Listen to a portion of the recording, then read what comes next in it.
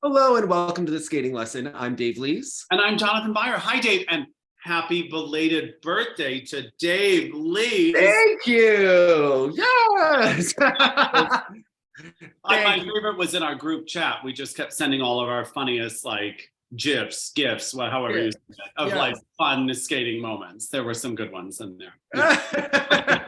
Well, thank you. I will discuss what I did for my birthday in 1 second, but this and that. We are going to be discussing everything going on in the figure skating world, the Challenge Cup this week, lots of news to discuss.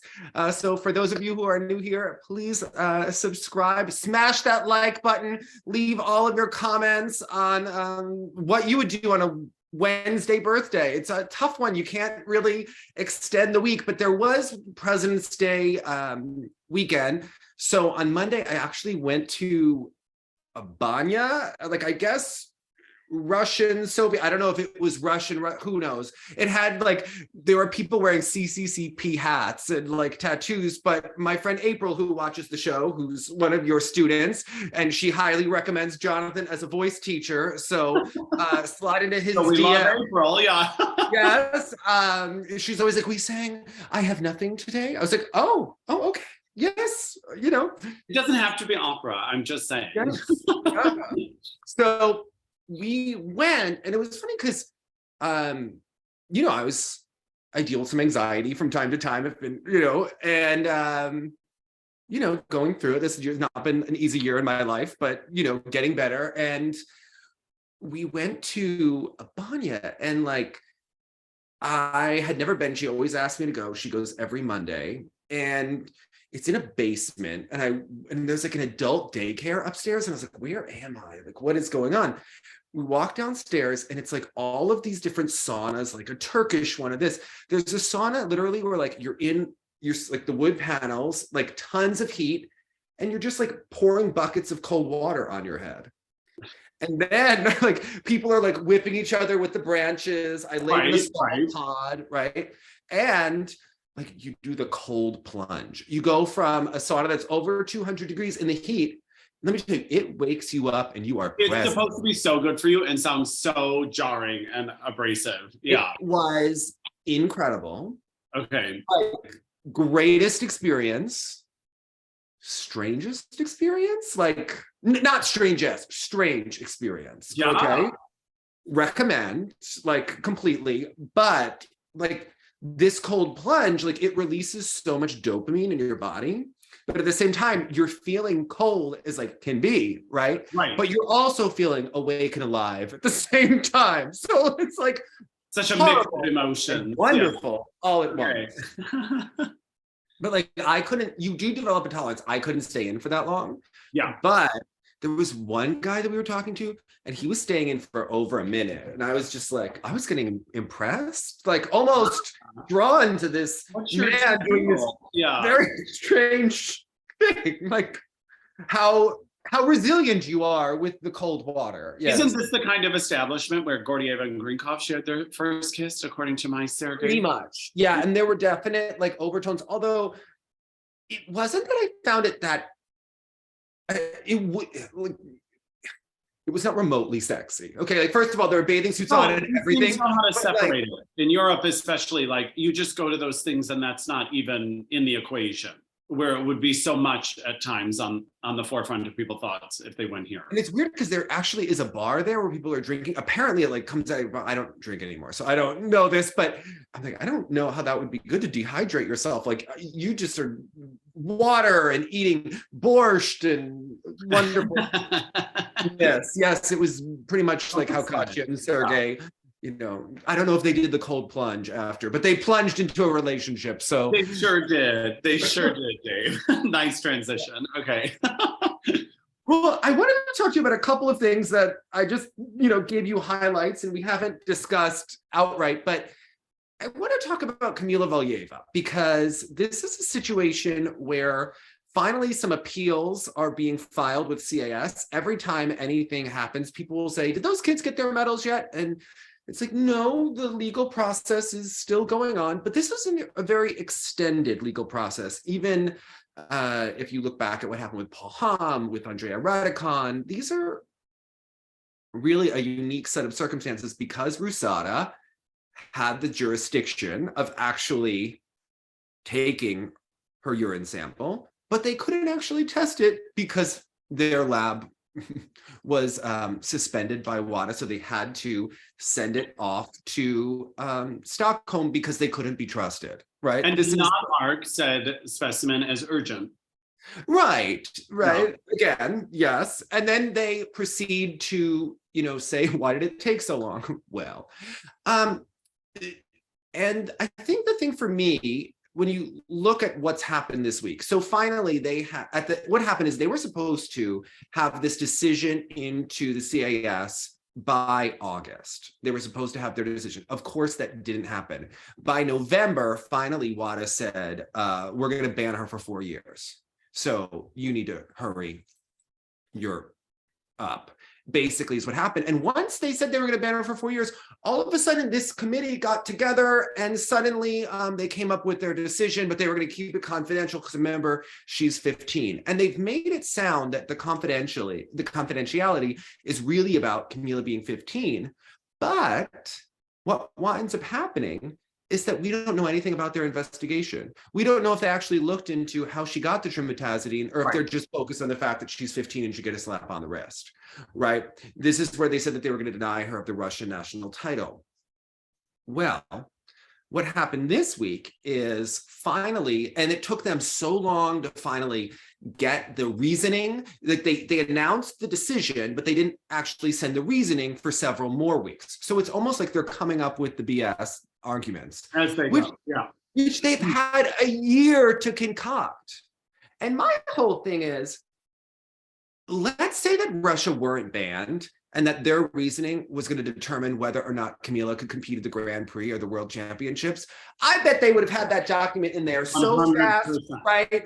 Like, come on, they wiped their asses with that document to come up with it. Like, did some reasoning happen? We see eteri at the Challenge Cup. The Challenge One Cup, we see Dr. Shevetsky there. I mean, all the players are just, nothing has changed, right? We haven't heard that anyone has been disciplined.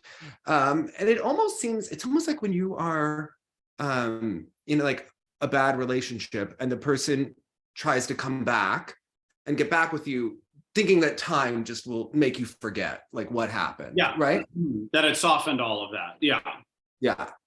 Like, oh, I'm so sorry, right? Like, yeah. Oh, a birthday present is going to make it, so much better than so much easier. You cheated on me 17 times, right? Like, so that's going to be so much better, right? Yeah. So, as we, moving on with that, I think it's incredible, right? In a really disgusting way. But so WADA is still pushing for a 4-year suspension. Now, the IOC is staying out of it because they're saying, well, it was taken, the sample was taken before the Olympics, but ultimately the resolution to this case will then impact the IOC, which, by the way, is also dealing with whether or not to let Russia back in as neutrals. So all of these things are really coming together, but they're all sort of independent, right? I mean, really, we could just have some negotiation, solve the whole thing. But no, why would we do that? Let's have 1 million people have 1 million different cases and the outcomes could be horrible, right? Russia could be let back in as neutrals if Thomas Bach decides to ignore the rest of the world and their sentiments and just goes for ratings. And Valieva could be acquitted and Russia could keep their team gold medal. I mean, could you imagine? That's what could happen if all of these things are happening independently of one another, right? Yeah, because in the proposal that also said they would like to see her banned for 4 years, they were saying then all of her scores achieved would be erased after that test as well, which of course would not exclude her from the medal. It would really take away all of her points that she earned for the team. Well, just think about it. If she tested positive in a country that wasn't Russia, she would have faced a mandatory suspension and been out of the European Championships and likely out of the Olympics, right? And you look at how the ISU has helped with other situations. If one member of the gymnastics team was underage, in 1999 or 2000, that team lost the medal. They didn't find a way to, if we drop their score and take the next person's score. No, they wound up erasing that medal, way after the fact, but they did take it away. If someone on a relay tests positive for a drug, they take, obviously disqualified. It's a little bit different because if you take away that, how are you going to take away 45 seconds or whatnot? But there's not really this, they were 15. And my thing is, if you're old enough to earn the medal and get all the money and the notoriety and do the quads. This was the thing about that sentiment that was coming across about the age 15 situation, was that they basically were saying because she's 15, she's allowed to do whatever and have no repercussions. That was the idea. So then as it was coming up, and I know there's varying opinions on whether it was effective to raise the age or not, I think part of it was like, if you're going to have people at a certain age that you're not going to hold accountable because of their age, then don't let them compete. That was sort of how I took initially that age increase thing. If you're going to hide behind she's 15, there's nothing you can do, then maybe she shouldn't be competing if she can't be held accountable.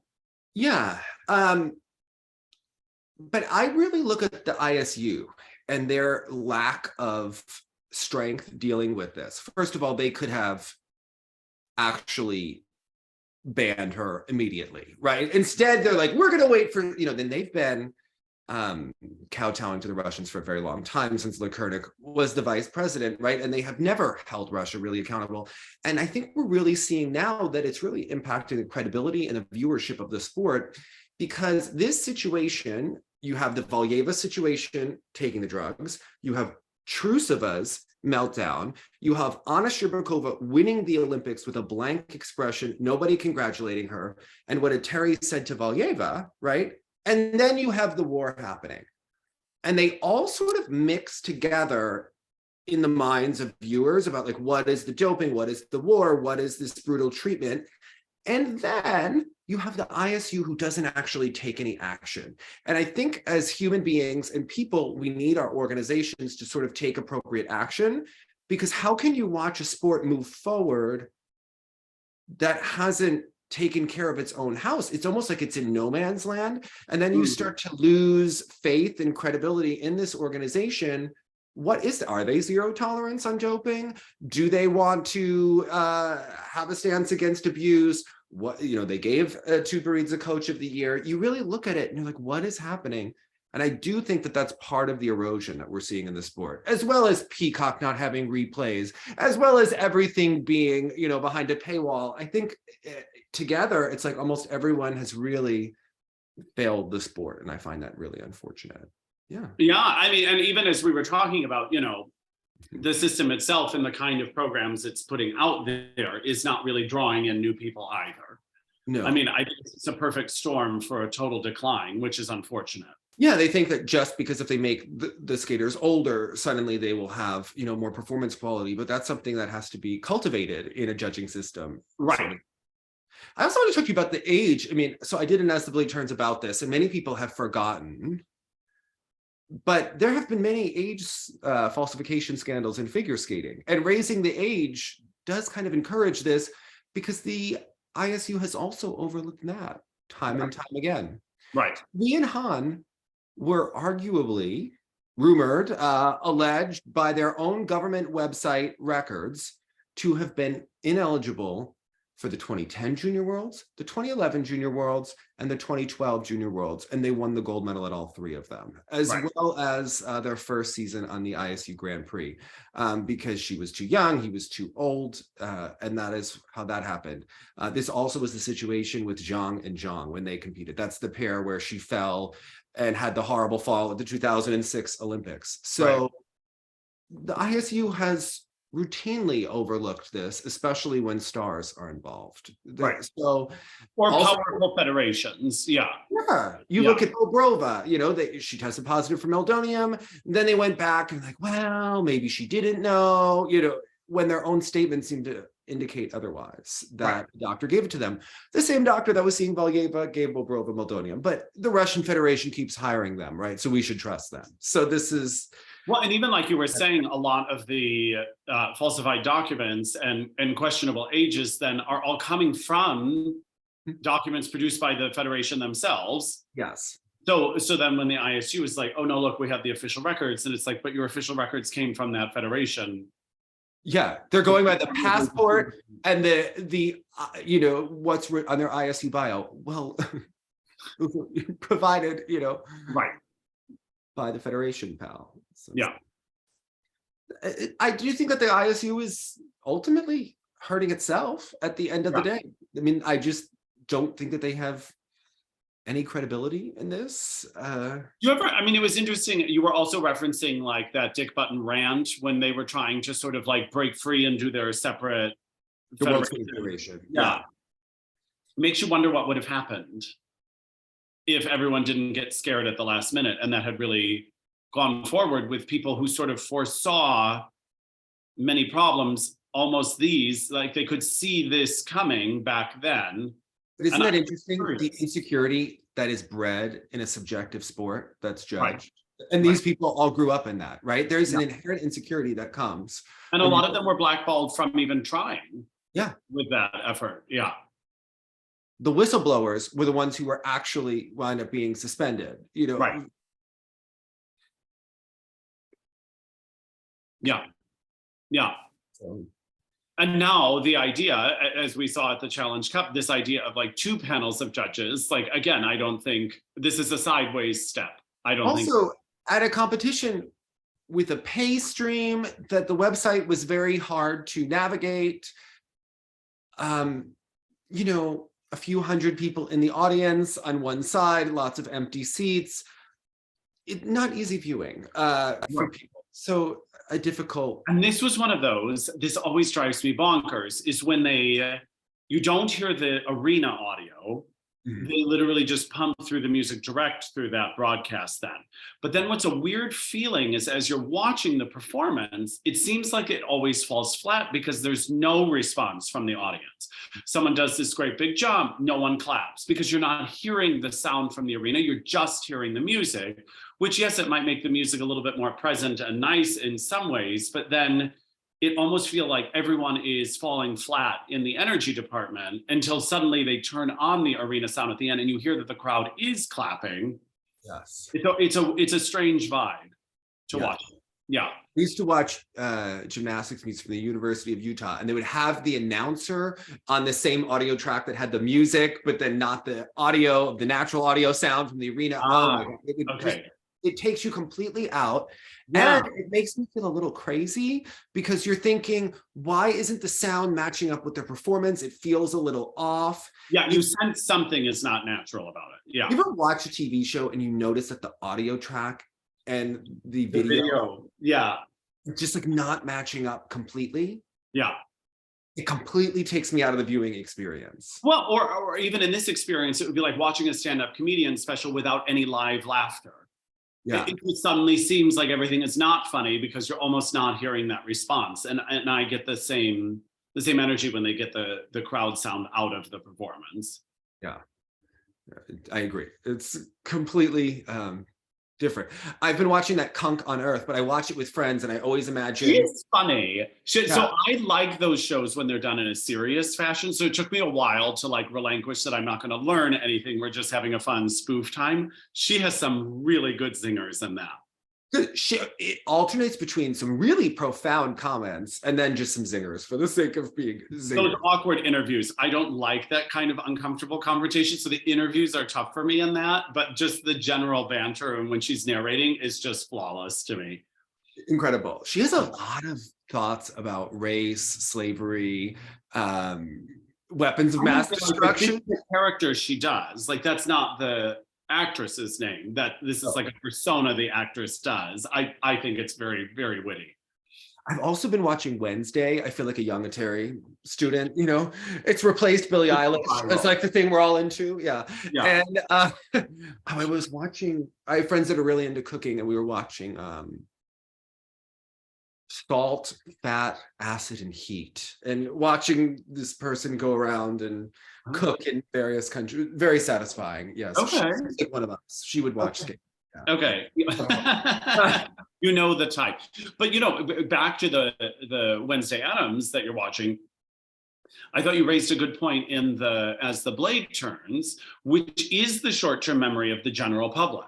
Because when that video did go viral, outside of super skating fandom, people weren't even associating the fact that that was the girl, and that there is still no resolution to any of that, because the general public was so into it and then kind of forgot about it. And it shows you,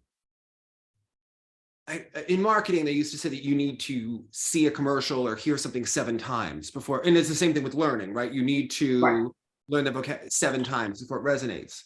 Well, we don't necessarily see these figure skaters 7 times in a short enough amount of time for it to really resonate, right? Or what happens to them. And I think that that's almost what the IOC and the ISU and these organizations are kind of hoping, that, yeah, this all happened with this skater, right? And maybe this is part of Russia's strategy. But just to wait it out. Yeah. Just wait it out. Yeah. And I think part of it is true. Remember, the FBI was going to look up, Rodchenkov acting Eteri tutberidze. I remember doing the Eyes of the Blade Turns and looking it up like 3 weeks later. Is she even in any articles? Nope. Right. Not a single article, right? Then she's flying around the US all summer. I mean, really what has happened to the attention span of the country is really fascinating. And things like social media and TikTok and everything makes that attention span shorter and shorter and shorter. And our lives have changed, and they've also become so cultivated, right? We each live in our own information bubble. Yes. We don't have that sort of broader set, shared of news and culture and things. Everything is so different depending on your own preferences. So yeah, really fascinating. But you can tell she was going viral. It didn't even look necessarily exactly the same as she did. She wasn't in the green shirt that we've seen her from practice crying a million times. Right. Completely different. Oh, I didn't think it was necessarily about her skating as much as a skater skating to this show and what that pop cultural reference meant. And again, I think the general public senses like an artificial sort of punishment in the fact that Russia is not competing.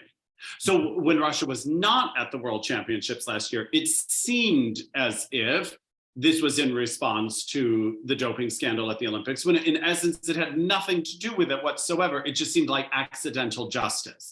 And I think you raised a good point. Like if they were in the mix and she was in the running for the Grand Prix this year and the World Championships this year, I think the situation would be much bigger. Mm-hmm. There would be a great deal of urgency around it, and it would be a much hotter topic. And it would be outrage, right? Other federations would be pissed. Yeah. But it's kind of let it die. And I do think ultimately this Valieva situation is very tied into them being banned because of the war. And were they banned just because of the war? Were they banned because everybody was fed up with the Russian sports federations, because this has been going on since Sochi, but really for decades longer, that they have done a number of things that they have never been held accountable for. We talked about Rodnina just openly discussing it and things like that. I mean, obviously 60s. That's fascinating when you read the Klimova interview. She's like, well, in my day, all the men doped in pairs. Or she didn't say all of them, but she said, it was very common in pairs. And you're like, yeah, and you were a pair skater who won 3 Olympics and came back when you were pregnant and won. Right. Got it. Right. And like, no one is asking that follow-up question. Right. She often gives really smart responses. They're very haughty. They're very arrogant and self-serving. But she's more truthful than others. And she seems more honest in her convictions. Like, it seems some of them know that they are full of it when they're giving this response, but they are so theatrical and over the top. But she gives a more reasoned response. So does Ina Goncharenko when they ask her for comment about things. But it's very interesting. Or Nina asks about, I don't care. Why are you calling me? Well, you still answer. And usually she's legitimate. I mean, she has a legitimate reason to say that oftentimes when they're calling about a specific quote. Yes. Yeah.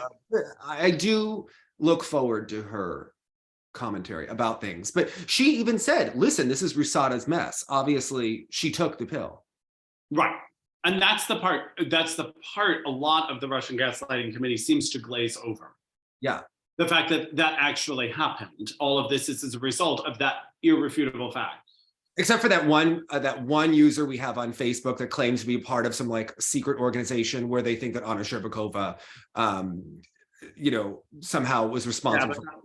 He comments on every post. It's fabulous. Like you just have to, and then you'll ask him to like, oh, please provide, some documentation. And then, would love to hear more about this. Yeah. Okay. Like, okay. all kinds, right?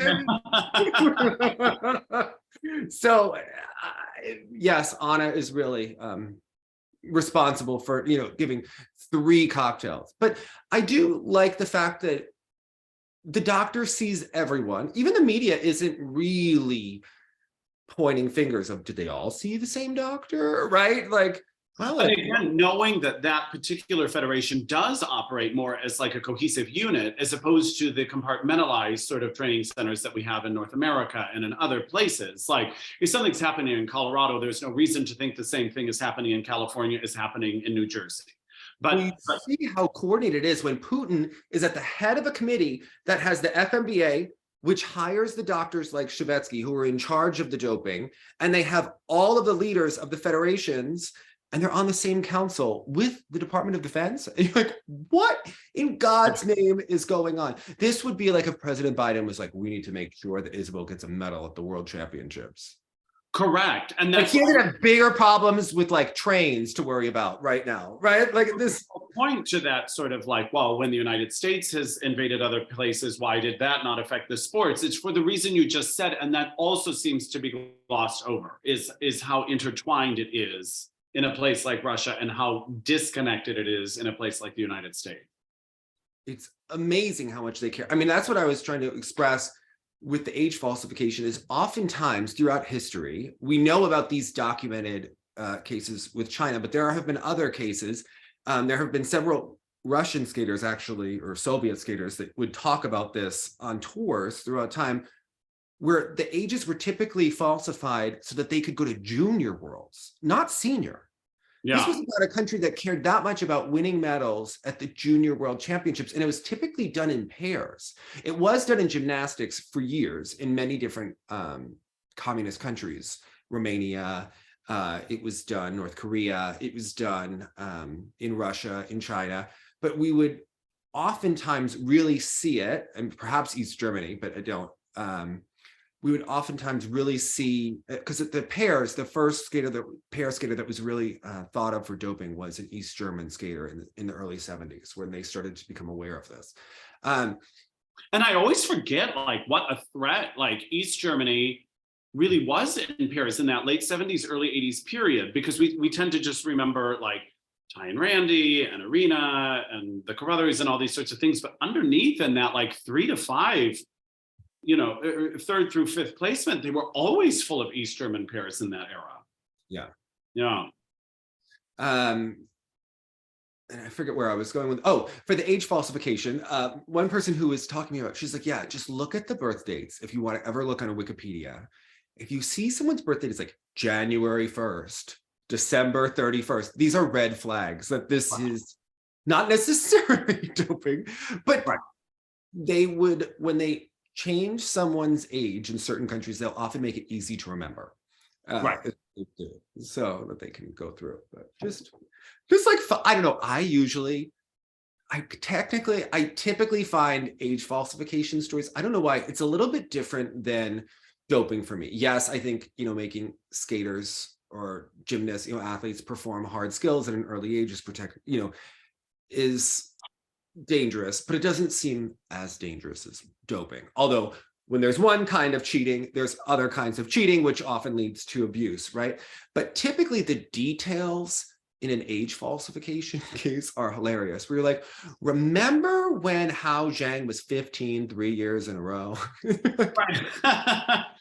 Yeah. Funny that, that's That's common. Again, as opposed to a place like the United States that like, even like when Gorsha Sur is trying to go to the Olympics, they won't expedite any process for immigration, or they won't bend over backwards to necessarily help in those ways. They just are subjected to the system. That's a little bit different. It's because there's so much infighting in the US. If someone were doping, and we're not saying that athletes have it in the US, they would have to keep that so quiet. Right. Because someone would rat them out. Right. So quickly, right? And because parents hire coaches instead of the federation hiring coaches, as soon as another parent left, and if they knew about doping and their kid wasn't getting the attention, oh, they would put that coach on blast so quickly. Right. You know, they never, parents rarely report the coach to Safe Sport when they're making their kids the champion. It's typically when something goes wrong, and then they report them after the fact. Right. Right. So again, excessively driven by results. Listen, I've rarely seen a coach act abusively in a rink where there wasn't a parent who was also questionable. Yeah. There are always exceptions, right? But yeah. Yikes. Think about it, right? Unless the parent isn't there. Right. But even again, as we've heard from certain abusive coaches, that they are drawn to certain types of students with backgrounds that lend themselves to that kind of treatment. That find they're going to work extra hard, or they are extra submissive, or they are extra subservient, or that they crave those kinds of students because they can get away with that behavior. When I got the list of the people that were involved in the Delilah investigation, it was like looking at the parents, you're like, wait a sec. Okay. Whoa. Okay. I mean, it just patterns emerge. Yeah. Yeah. Yeah. It's hard. Yeah. Fun. In other news, Kaitlin Hawayek and Jean-Luc Baker withdrew from the World Championships. And this was a discussion we were having a couple weeks ago about whether you can heal on a time frame, right? If you are having this sort of anxiety and depression, can you actually get set better? a deadline for when you are quote unquote over it. I just don't think that's possible. I don't. And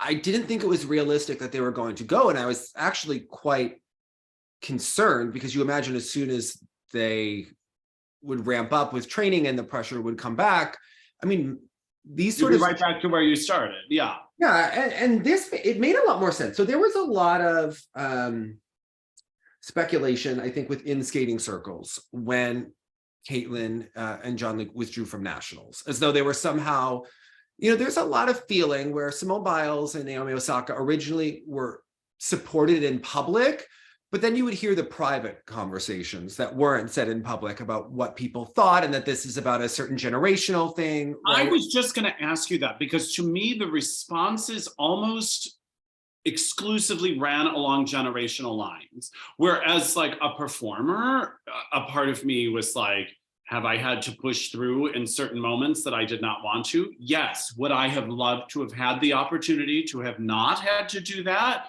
You bet. I found certain older generations that were like, shut up, buck up, get the job done no matter what, grit, fight, like all this sort of stuff, were sort of resentful of that. And it was like, but we've even talked about this when there were articles coming out, and like Svetlana Horkina seemed so non-empathetic towards anyone who struggled because they struggled also. And it was like, maybe none of us should be having to struggle that way. I don't know. I found myself on the side of good for her. Yeah, I think that there are different nuances about Simone that weren't able to be discussed at the time. It really required a think piece, right? And more knowledge about her situation. And instead, everyone just went into their feelings, right? And the op-eds and everything, and no one could really say anything. I mean, she really was an untouchable athlete. And I'm not saying this is a criticism, but I think that there could be a bigger conversation about expectations that happened on an athlete. Because those Olympics were delayed, she had to sit in her team's own marketing where they were just building her up as the greatest, the greatest, the greatest, the greatest. And every time she's expected to create the greatest. Yeah. Right? She's also dealing with the federation that has been awful to her, that she was on the opposite ends of lawsuits from for sexual abuse and trauma. She also, has an own not easiest life that she has overcome. There was also a lot of things going on with her brother and his court case. There was a stalker, perhaps armed, that was coming to the gym every day for months. And these were things that weren't being discussed. Right. I do think that there were some unusual signs about Simone not being her usual self right before. I mean, she was posting about taking shots when they were in quarantine at the Olympics. Again, you're in isolation, away from everyone. There was a comment that someone from the Federation said something that was like the last straw.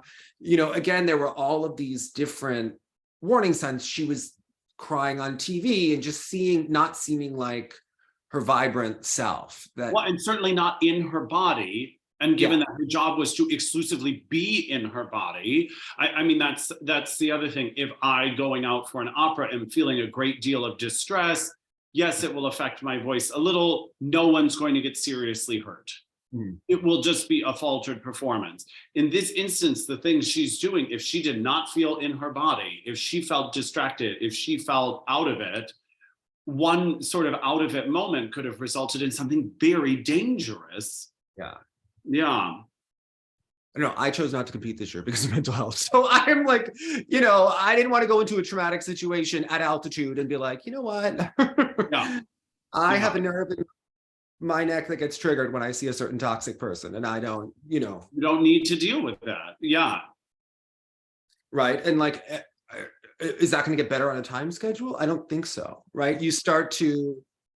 You have to get ready at your own time with your own self with these things. Right? And this was always the discussion we were having about all of these articles that came out about Gracie, is they kept trying to put a deadline and would come out with an article that she's all better now. And now she's learned. And they kept coming and coming, and they were way too soon, and no personal growth for anyone could have happened at that speed. And it was just sort of an upsetting narrative to constantly be fed, is she's been fixed now. She figured it out now. And I was like, that's not really how this works. Yeah. So with Kaitlin and Jean-Luc, we did find out that there was an accident that happened in the rink where she had a concussion and a torn ACL in her knee. Painful. And it seemed like with the ACL, you can compete on it without surgery.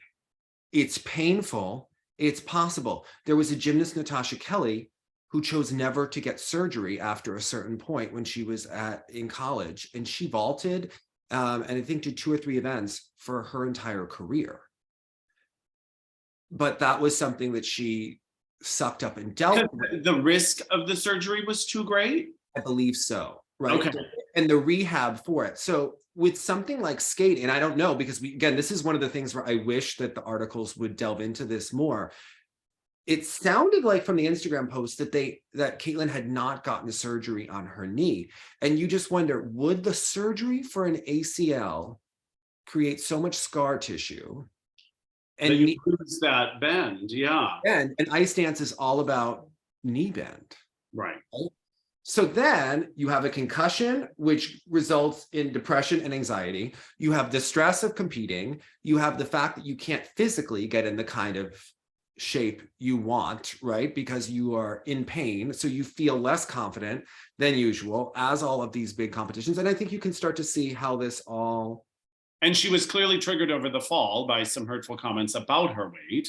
Yes, and her entire career, her partner is considered too short for her, right?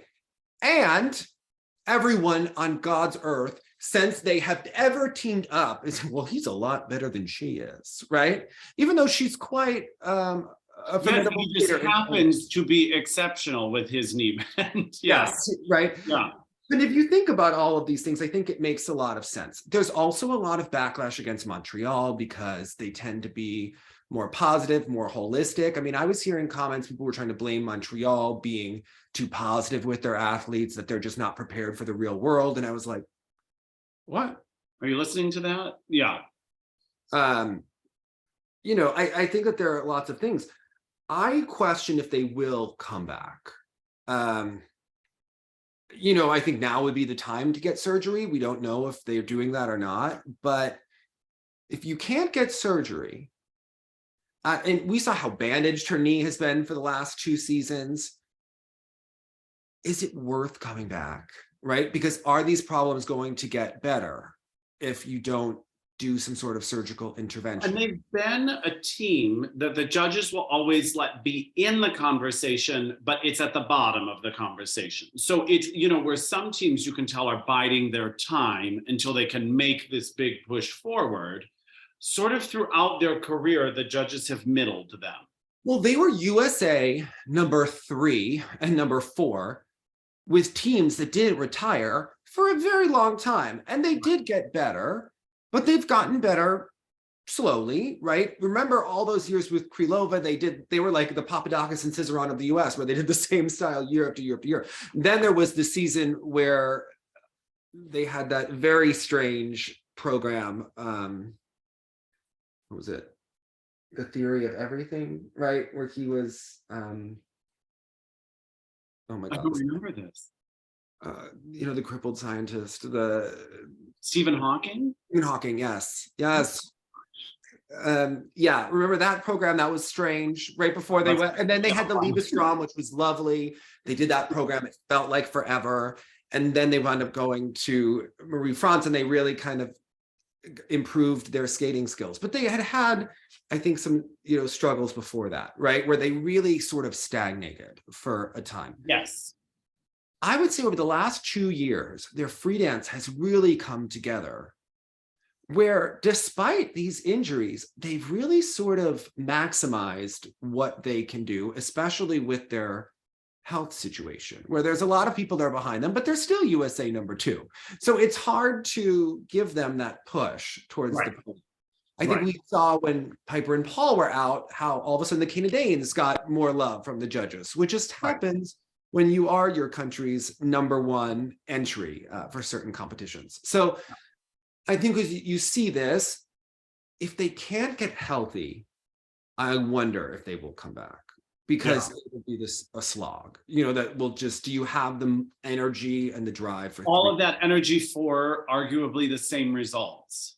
Right. And like, because the ISU has not, and the USFS have not really taken charge of the sport, right, or made any meaningful changes, and we've seen show opportunity, like, are they going on a cruise ship after they've been at the Olympics, right? Like, is that what, are you going to do Disney?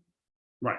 I mean, there are novice and junior level skaters from sectionals that go on to Disney now, right? Like, that you could have just, you know, eschewed your entire career and done the same thing, right? So, and you don't necessarily get that much more money, right? Unless you're a principal. So I think they have to look at what their opportunities are and what they want. Or if someone was going to try to pair up with him. But again, given the stature, it's a tough match to make. I wanted to talk about that, because Olivia Smart is in this thing, right? As Olivia Smart is like the queen of dancing on ice right now. That's her best friend, right? In Montreal. Kaitlin or Jean-Luc? Kaitlin and Olivia are very close, right? So if Kaitlin is out and Olivia is a star, is she going to really come back to partner with Tim Deek? Think about how many years it took to get Adria and Olivia to get to their level of simpatico and success and unison, right? I think oftentimes people forget in this post-Olympic euphoric situation how hard it is for a new team to get together. Look at Vanessa and Eric. 2 great skaters, long in the tooth by the time they got together, but 2 exceptional talents. Think of how many lifts we saw put down last year. Just as they're figuring it out. Yeah. Do you really want to go back to that? Because I think we all think, like, right, like after the Olympics, oh my God, they had the sword fighting. They were at the ultimate peak of their careers, right? Where I think she would have loved for Adria to do another season or 2, but he was ready to move on. And then you think, if the USFS had just paid Hubble and Donahue to do this season, Adria and Olivia could have done this season. Like, what could have happened, right? Like, they were just hitting their stride together, right, to make the podium. You're going to go back to the bottom. Right. are you really going to do that at that age when you're having this much fun on TV and doing a project that maybe it's interesting to you? Yeah. I mean, I would love it for the sport and interesting and talented skaters that we cover to see Hawayek and Baker back, to see Olivia back. But I'm thinking, like, would I want to? At a certain point, you're like, what? I remember just being floored when Aljona wanted to. To me, that seemed, I will always stand corrected on that. After 2014, when we had discussed, oh, she wants to find a new partner, I was like, what is she doing? How about that when you read that Bruno interview? Yeah. I mean, he really had a lot of... And I didn't expect that. I didn't understand that that would be coming. Well, I had gotten wind that I had always heard that he was ready to be done by other skaters, like very early. And it was difficult to understand why, again, when you're winning. And they had a great shot of medaling at the last Olympics, certainly doing well. But you start to read that, and then you start to hear comments about Aljona. And as we learn different things, and you learn about the situation that happened with TJ and how they went to the Lions Den and her ties with Benoit, and you start to get a different picture of Aljona. Right. Right. And it's interesting because I do think that when the Knirms went to her, and they have been very respectfully quiet about their time there. Yes. Really, I do think that Chris was probably ready to be done by that point, right? And I think Aljona had kind of intimated that he was lazy, right? In her, this is, when you look back. But then you think that maybe we all didn't know, what we didn't know. And looking back on that, and I think I was like thinking about my own comments or whatnot, right? Because, multiple things can be true here, right? Yeah, of course. But I do think, and she was a brand new coach. And was she building up Alexa? Was she being comparative? And because I remember hearing that Aljona would demonstrate with Chris. So could you imagine someone like Aljona, who doesn't seem like the most sensitive, right? Right. Yeah, she doesn't have kid gloves on when she's coaching, I would imagine. Yeah. Could you imagine if you're like, yeah, I'm going to do the twist. Well, you got to do it like this. Right. Is that going to be informative, or is that going to tear someone else's confidence down if they aren't careful? And if that's your first team, right. It really makes you wonder, like, what did go down there? Right. Because she is a force. And you could see her own partner, who was guaranteed. Listen, Sui and Han, I feel like we lit every candle. We prayed to every religious figure for them to win that gold medal. And we still like overlooked a little glitchy moment in their free and just like let it go. Right. And yep. World title. Thank you. Lifetime Achievement Award. Aljona Bruno could have won that like pretty easily. Probably. Yeah. But again, the level of that intensity for that amount of time must be exhausting. Yeah. Yeah. Wow. I do think we had a clue. She's never talked about it. I would be intrigued. Because clearly, to us on the outside, it would seem like, oh, maybe Aljona has something to offer that has not been given previously. Maybe someone who can feel the twist in her own body and then describe something could be very helpful. Maybe her super intense attitude and approach to training could help create consistency. But if it's toxic and it's backfiring and people are shutting down and people want to bail, like it's not the way to do it. I mean, I had my own coaching situation that I would say became toxic, right? And I think back in like the beginning, it's like the euphoric honeymoon stage, right? Remember when there was the Alexa Aljona honeymoon stage? And they were hosting together and doing like... Yeah, it looked like they were twinning. Right. But then also, how could you be working with a coach and trusting that they're invested in you for a positive reason when they want to come back in the back of their minds? Right. If you knew they would rather be doing it. That's another nuance. Or are you coaching because you really want to now start coaching? Yeah. And are you building that person up, or are you subtly cutting them down? Right. I don't know. That's brutal, right? That could get really ugly. I think, yeah, someone has to be removed before they coach. I think that's, a lesson for all involved. Yeah. Agreed. Yeah, I would look at that and you're like, okay. Yeah. Yep, makes sense. I don't think Jenny Mino is trying to outdo Alexa when they're coaching. Correct. And you wouldn't think Aljona would feel the need to, but for some, that competitive nature is too intense to just let go of, especially so close to when you were competing. Would you ever see that documentary about Tanya, the Anything to Win, where the guy's like, she's a competitor. He's just like, I don't care what you're playing. Well, even because, she was on Worst Cooks in America. And I remember talking to the producers of the show, and when they were like, when Tanya was on, and they would do like some cockamamie, like cute little fun challenge competition at the beginning of the episode. They were like, the room like backed up for Tanya, because the minute there was anything competitive going on, she was out for blood. And it's just like a switch that gets flipped in some of these people, which is what makes them great competitors at moments, but would be outrageously difficult to be around, I would think. Yeah. Todd talking about the lead up to the Olympics, sharing the rink with Tara. Yeah.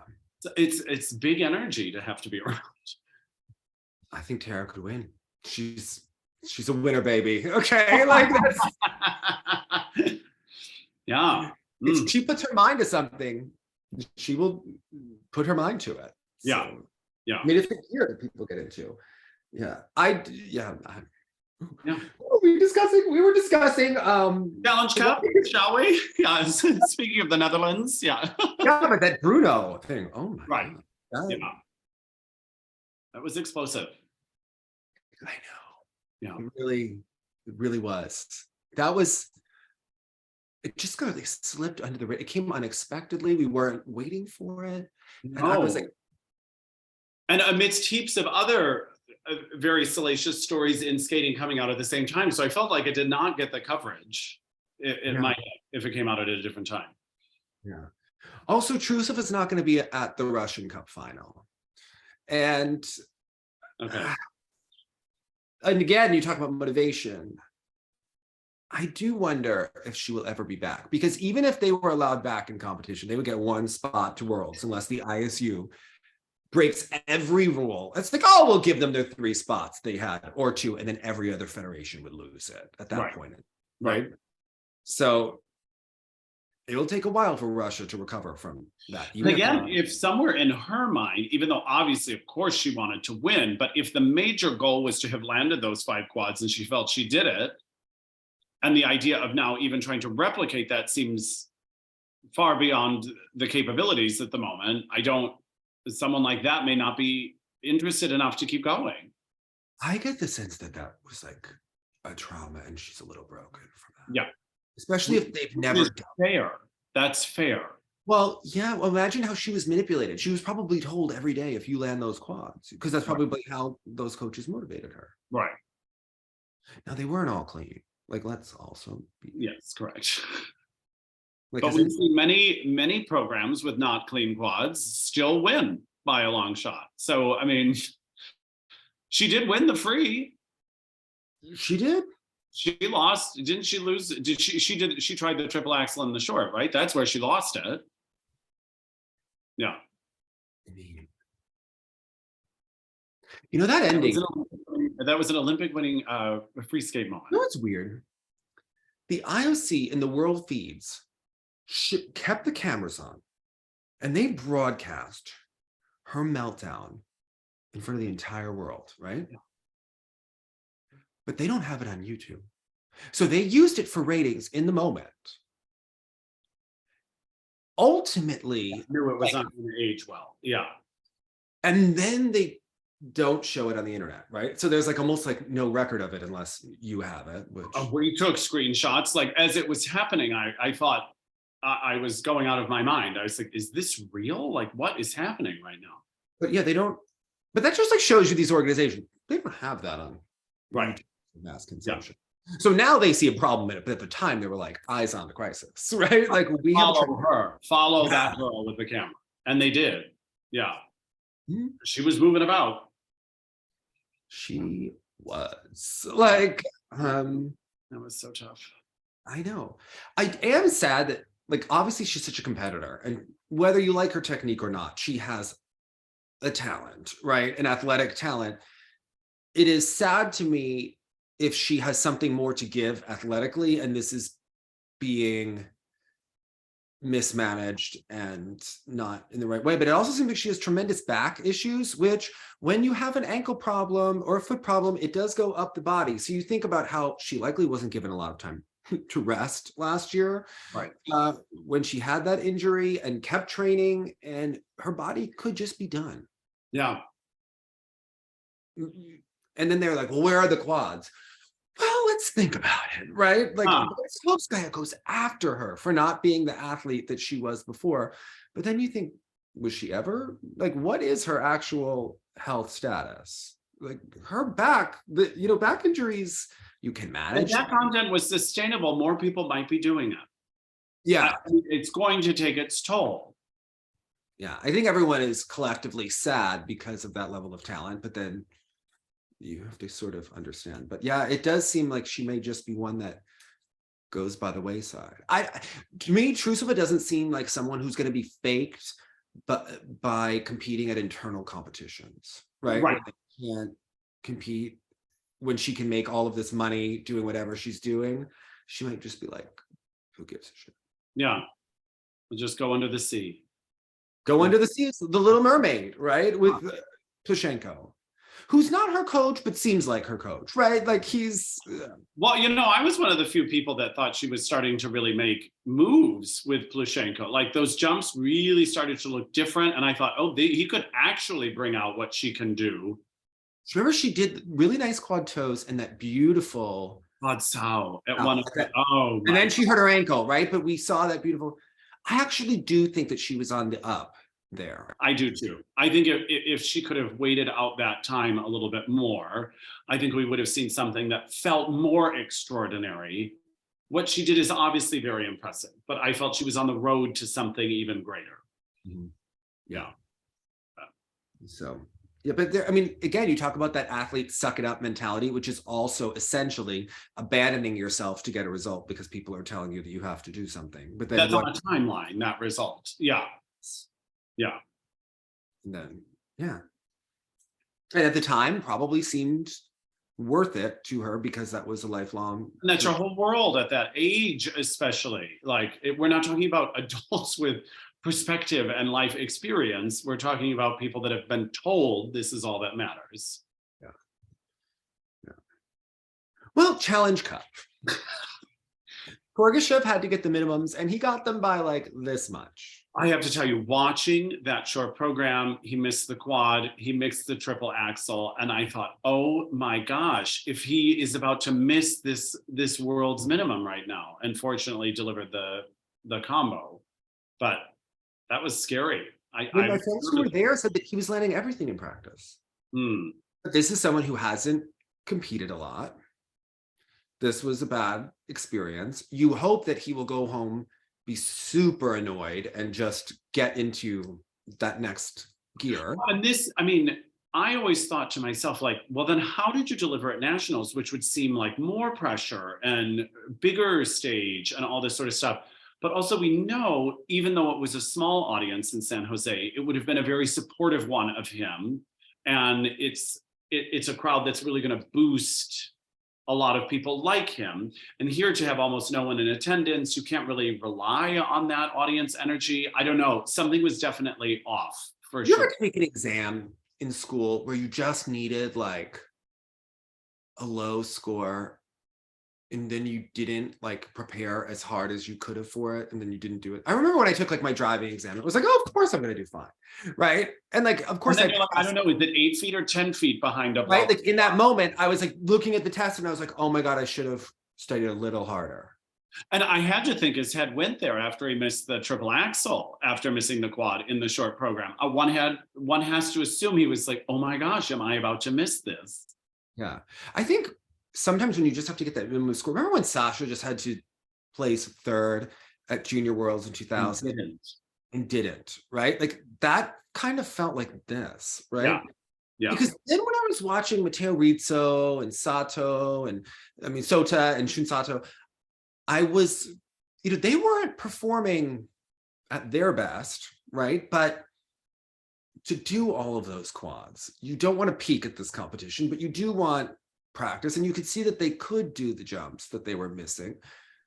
I was intrigued why someone like a Shun Sato or Sota went to this event. It made sense that Torgashev had to go to this event. He was not at 4 continents. He needs that world minimum. But for some of the Japanese men, and even Matteo, I thought, I wonder what the point of this is. I can't speak for them, but it did seem to be a strategic decision where they are trying to compete them a lot this season, right? Like even Kazuki has done so many small competitions. But when you compete that much, sometimes you get better and sometimes you don't. Like sometimes you're just spinning your wheels, right?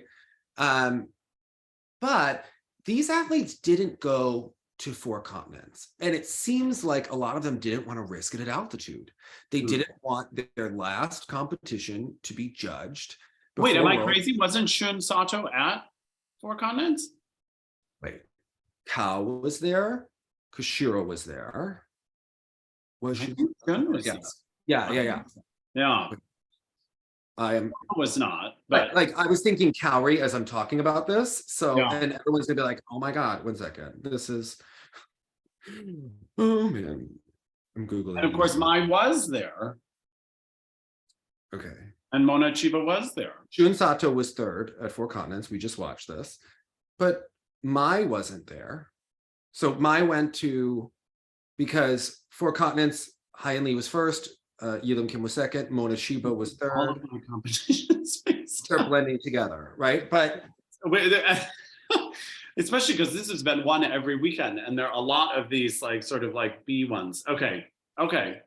Right, because they did the university games. That's what I'm thinking of. Yes. Okay. It also shows you how like unimpactful a lot of these competitions are. Maybe. A lot of little, no crowd, no big moments. Crowd, yeah, 100%. They don't have the same gravitas. And I just think of the travel for some of, especially these Asian athletes that then came to Lake Placid for university games, and now they were in the Netherlands for this, and now they're going to go home and I was just like, oh my gosh. I would say for Kaori, she really took a while to get her groove going this season. She seems to be really getting it together. Although I was going to ask you this here in particular, it looked like a lot of her takeoffs, like her body is so angled forward towards the ice on some of these jumps. And I don't remember that from her in the past. Was that something she always used to do? I don't know. Some of her stuff looked good. I have to, which jumps? Her jumps looked better to me. The loop and the sow are the ones I was really worried about. I think really of the flip and the lots are so like tilted forward, it seems. They've been a little all season, but she seems to have been at least more consistent with them over the last several months, which were really not great at the beginning of the season. And she performed well here.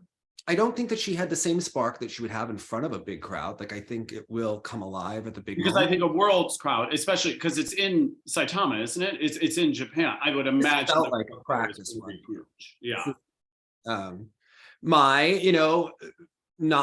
She was not second in the free here. She had some problems, but overall looks great, right? Yeah. And they look to be doing well. And it's that kind of dark horse that can very easily and has several times this season sneak right in when the others will falter. At least we know that they're prepared. If anything, they're over prepared. But these girls are prepared. Yeah, agreed.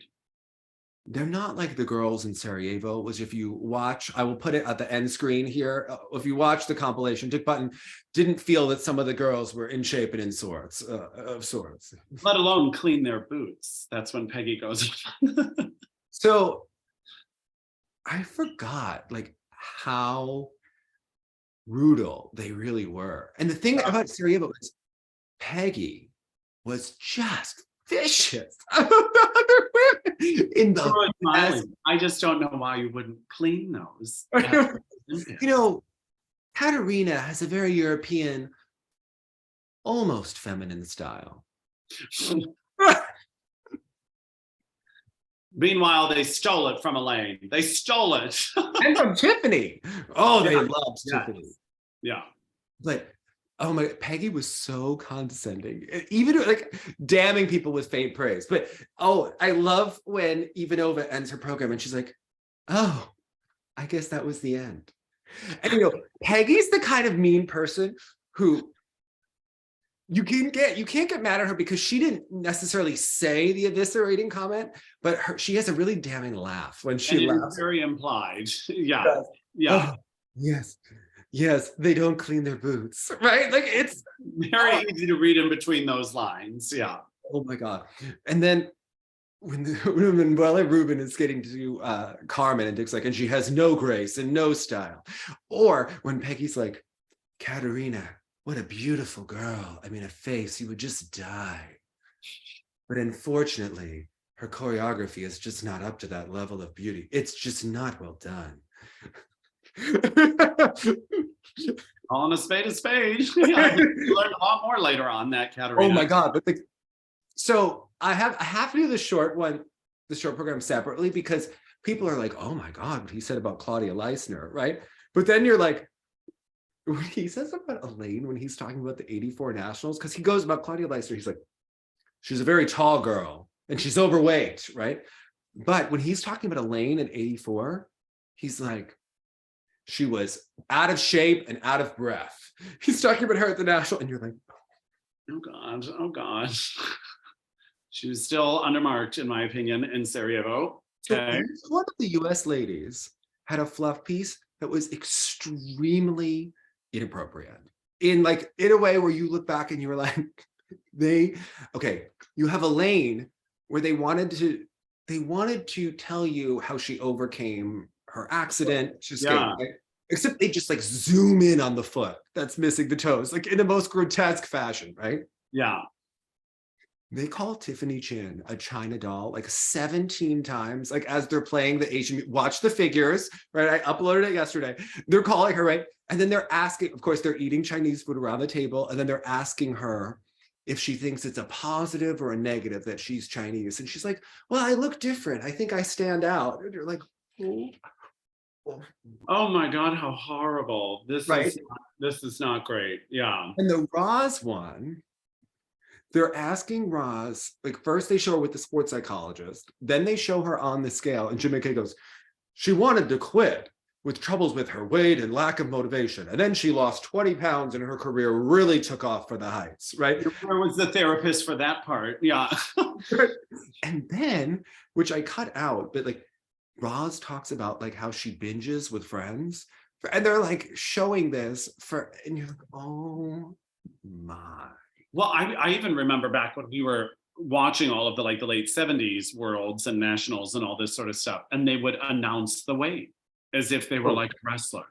They were like, here she is coming in at 91 pounds. And I was like, why is that relevant information to the skating we are about to see?